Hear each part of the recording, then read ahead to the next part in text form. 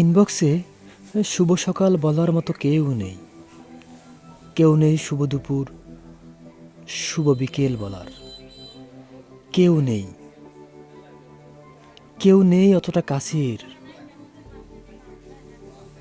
তবুও কবিতার পৃষ্ঠায় লিখে রেখেছি একজনের নাম, কয়েকটি পাখির নাম, কয়েকটি ফুলের নাম, কয়েকটি নদীর নাম।